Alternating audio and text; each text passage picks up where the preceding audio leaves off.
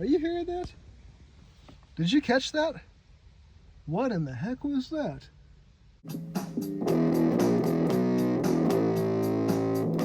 Talking to you about how do I cut loose? How do I tap in? How do I harness the power of my vlogability in terms of myself and my energy and what I have to say? How do I drill in beneath the bedrock into that juicy subterranean core, warm and plentiful of ideas, but not just ideas, but the natural energy? How do we get into that flow state? Clearly here, I can do it. I'm not saying it never happens. You see, it does happen. It is doable. It is true and real and inside myself. That's why I'm here, because I know when I do the sitting and the talking to you, as opposed to the walking and talking to you,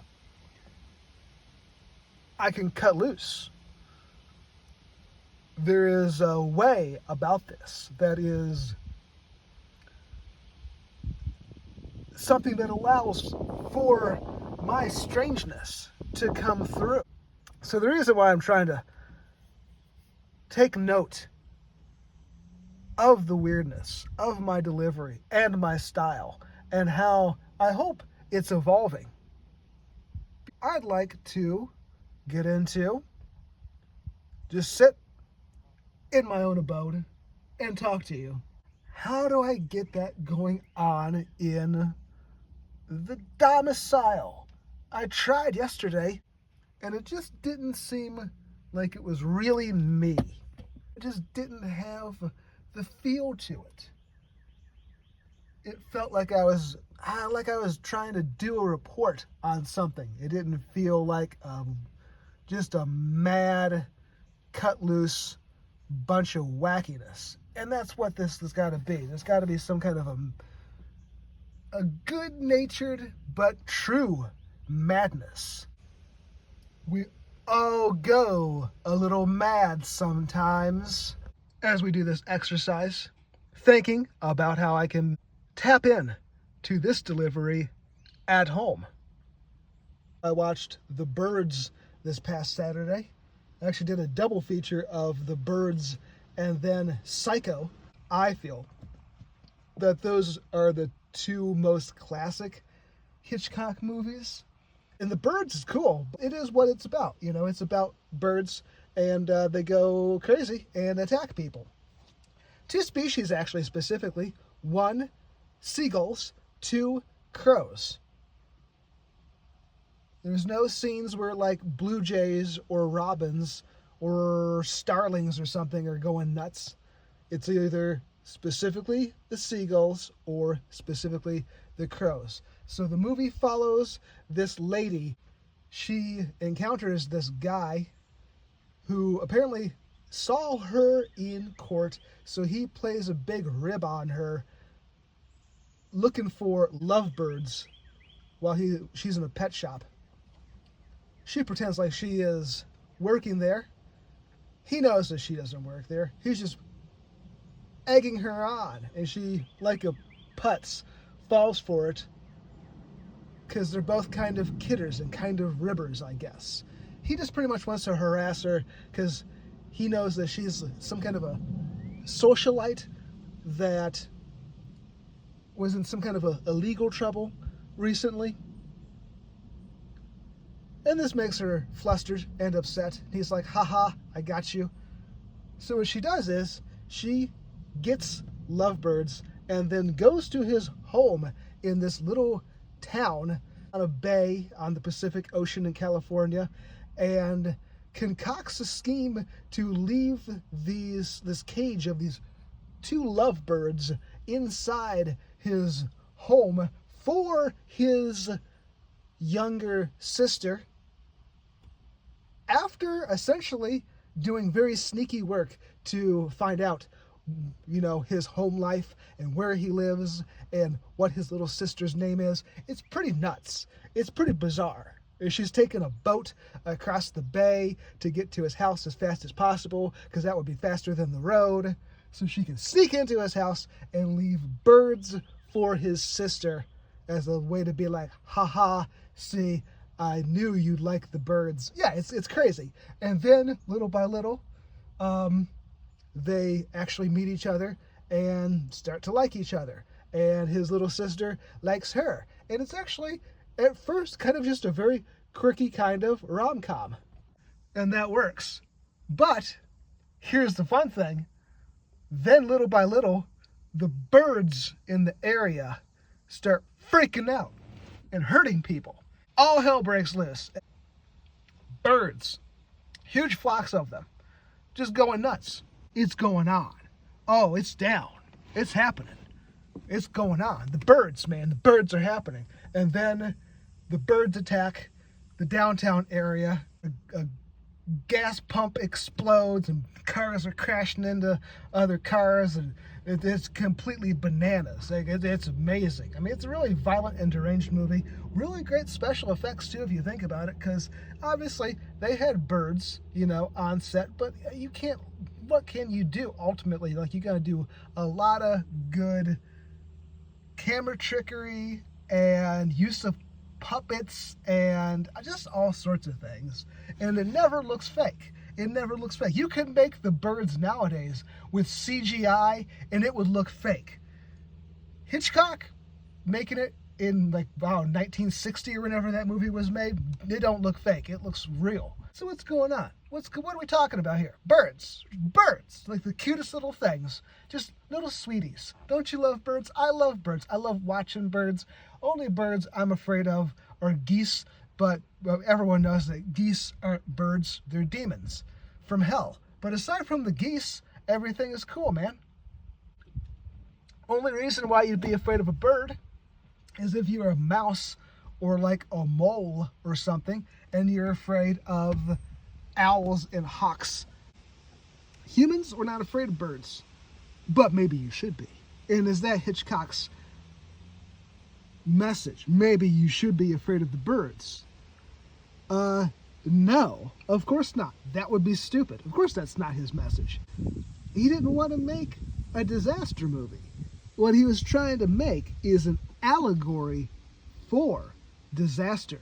If he wanted to make just a straight disaster movie, all he would have had to have done is just pick something that's a real problem. Tornadoes, monsoons, drought. These real things that happen, really bad things that happen to people. Not bird attack by seagulls and crows. Oh, sure. I'm sure at some point a crow or a seagull probably has hurt somebody, but not in big mass numbers. No, if it seems asinine and ridiculous, that's because it is. It's kind of supposed to be. Because what Hitchcock was trying to do was make an allegory of disaster.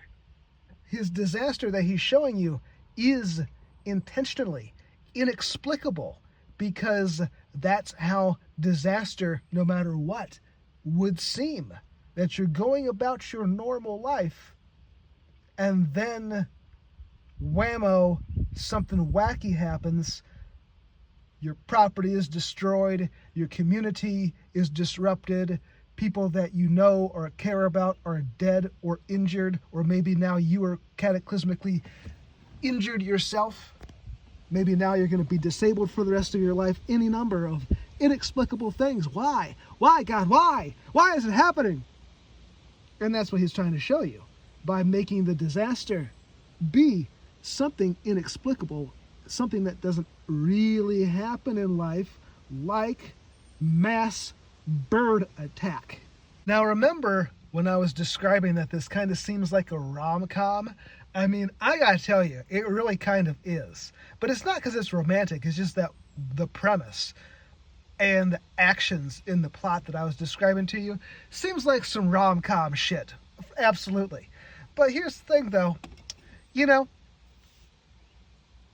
once again, it gets to the inexplicability. Because what happens, yeah, like this lady, like, she's a ribber and she's getting ribbed by this guy who, just kind of knows about her from being in court one day. And now she's stalking him and gonna bring his little sister birds and stuff. Like, it's completely insane. You know what I mean? And I think that's once again what Hitchcock was going for, is that after the disaster happens to you, after the cataclysm ruins your day-to-day existence, it exposes that our lives make sense to us maybe only while they're going on, moment by moment, day by day. Then the tornado comes, then the earthquake happens, then the tsunami happens. Now everything, not just your own life, is ruined. Now life itself is, at least for some span of time now, damaged. And now probably what happens to you is that you see that your actions that you were doing seem trite, seem silly. Your day-to-day life, did it really make sense? Or was it only making sense while it was happening, while it was the normal thing going on, unchallenged? A wild logic, all its own, like, for example, buying lovebirds and stalking some guy. Silliness. Now, it's not to say it's wrong. It's not to say that what they were doing was bad or what they were doing was immoral. Don't get confused and look at it like that. It's really more of a matter of it made sense at the time.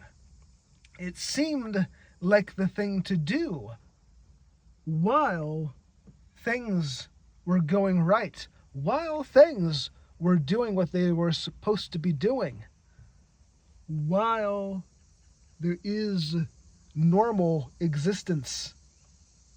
But after the tsunami, after the earthquake, after the tornado, now your life before seems inexplicable. And at that point, not as important. Or maybe you wish you could go back to that inexplicability. Hopefully, after the catastrophe, you get to return to your own sweet inexplicability. And there you have it. What I got out of the birds. Just completely out of my own imagination. I didn't pick up any of that from a interview. Just my own takeaway. So, that's the energy. Blather. Like a kook.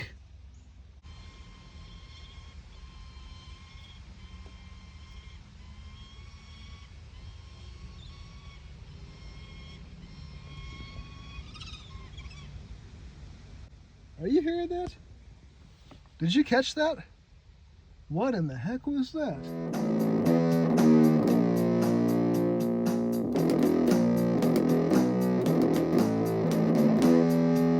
Juicy subterranean core, warm and plentiful.